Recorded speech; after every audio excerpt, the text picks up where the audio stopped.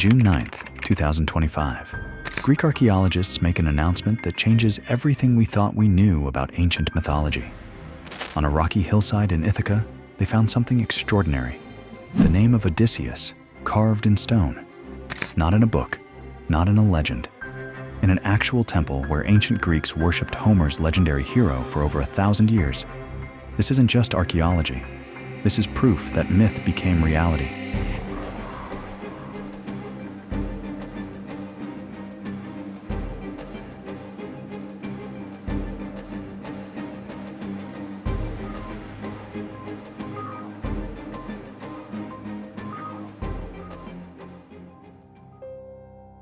The place is called Agios Athanasios. For centuries, locals knew it as Homer's school. Wishful thinking, not fact. The site sits on spring-rich foothills in northern Ithaca, overlooking the sea. What makes it special? Massive rock outcrops carved into two sacred terraces, connected by stone staircases, hewn directly from the living rock. This wasn't a small shrine. This was monumental. The story begins in the 1870s when Heinrich Schliemann, yes, the same controversial archaeologist who excavated Troy, first dug here, but the real work came later.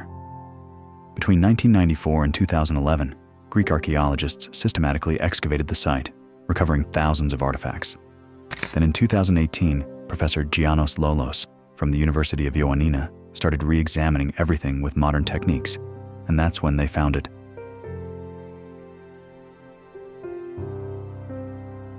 The breakthrough came from roof tiles. 14 fragments stamped with ancient Greek letters. 2 inscriptions changed everything. The first reads, Odysseus, Odysseus. Odysseus's name in the genitive case, meaning of Odysseus or belonging to Odysseus.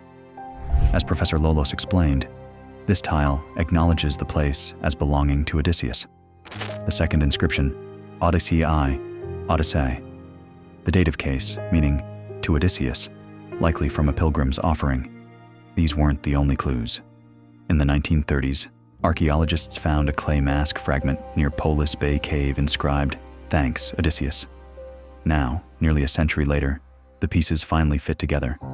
But the artifacts tell an even richer story, a miniature bronze bust depicting Odysseus, matching coins from the 4th to 3rd century BCE, gold and bronze jewelry from wealthy pilgrims, clay loom weights, objects associated with weaving, likely referencing Penelope, Odysseus's faithful wife, who wove and unwove a shroud to delay remarrying. And here's what proves this wasn't just local worship. Over 100 coins from various city-states across the Mediterranean. People traveled from across the ancient world to worship here. This was a pilgrimage destination.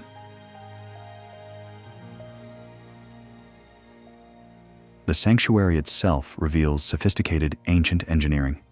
The upper terrace features a Hellenistic tower from the 3rd century BCE. The lower terrace hosts a large rectangular building with massive terraced structures. Carved niches dot the walls, small hollows where worshippers placed offerings. But the crown jewel? An underground cistern from the Mycenaean period, the 14th to 13th century BCE. That's the exact era when Odysseus supposedly lived. Constructed using corbelling technique with massive stone blocks, it's one of the few preserved examples in the entire Ionian region. Inside this ancient water reservoir, archaeologists found fragments of late Mycenaean drinking cups. People were using this site 3,300 years ago, in the Bronze Age, during the time of the Trojan War. The site commanded views of the sea, controlled vital water resources, springs that still flow today, and sat at the heart of a network of Mycenaean settlements across northern Ithaca. This wasn't just any location. This was a center of power.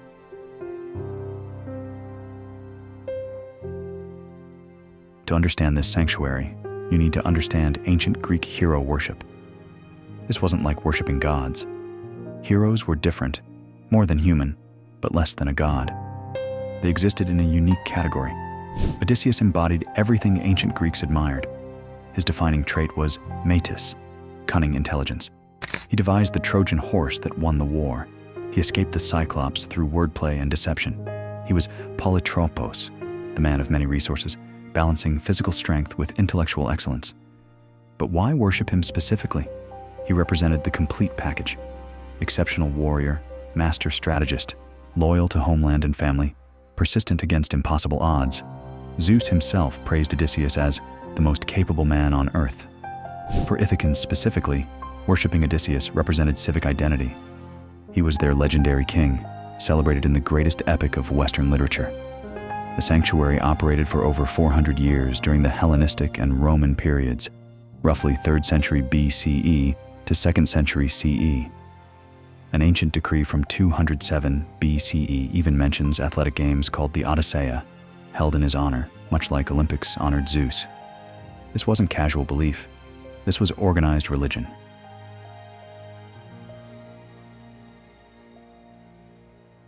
So here's the question everyone asks. Was Odysseus real? The scholarly consensus is clear. No credible historical evidence exists for Odysseus as an actual person.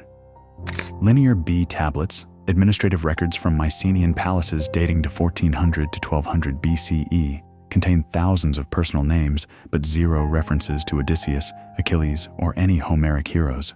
But the Trojan War itself? That's different. Troy definitely existed. Excavations prove it was a major Bronze Age city. Troy 7a, dated to 1180 BCE, shows violent destruction, fire damage, weapons, hasty burials. Hittite archives mention Wilusa, linguistically equivalent to Greek Ilios, another name for Troy, in the exact right location. They document conflicts between Ahiawa, Achaeans, Homer's term for Greeks, around Troy during the 13th to 12th centuries BCE. Most scholars now believe some conflict at Troy around 1200 BCE formed the historical core.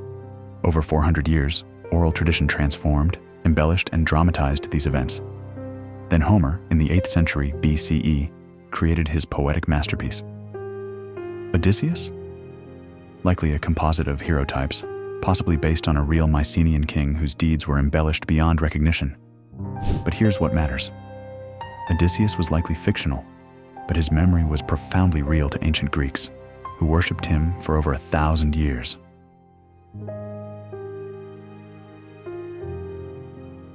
Modern Ithaca, 96 square kilometers, roughly 37 square miles, maintains its connection to Odysseus.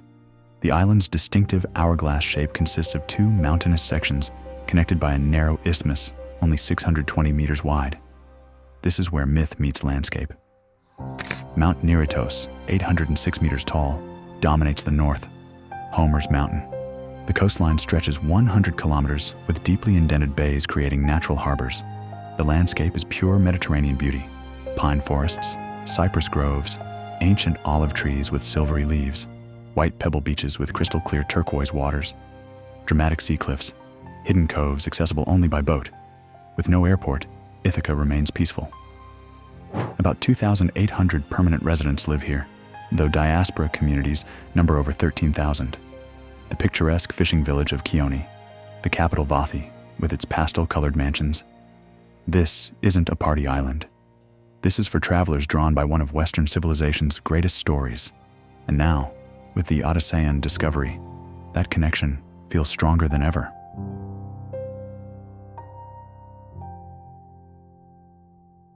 This discovery is monumental for 3 reasons. First, archaeological proof. This provides the first definitive inscription-based evidence explicitly identifying an Odysseus sanctuary. While scholars suspected this site for decades, physical proof, Odysseus' name carved into tiles, settles the debate. Second, cultural revelation. The discovery shows how mythology functioned in ancient society. Greeks didn't separate mythical from historical like we do. They carved his name into stone. They honored him with rituals and offerings. They built, maintained, and traveled to his sanctuary for generations. Myth wasn't entertainment. It was a vital component of culture. Third, Homer's impact. This demonstrates Homer's profound real-world influence regardless of whether his characters existed. The sanctuary operated centuries after Homer composed his epics, showing literature's power to shape religious practice and civic identity. As one researcher stated, even if Odysseus never lived, these findings show that people acted as if he had. The sanctuary brings us closer than ever to understanding how ancient people lived out their beliefs.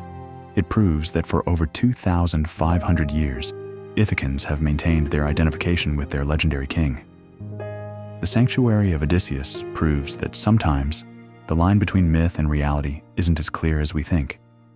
For ancient Greeks, Odysseus lived in their stones, their rituals, their identity, and on a rocky hillside in Ithaca, that belief became eternal. If you enjoyed this journey into the mysteries of time, subscribe for more stories where archaeology meets legend. What other ancient mysteries should we explore? Let me know in the comments below.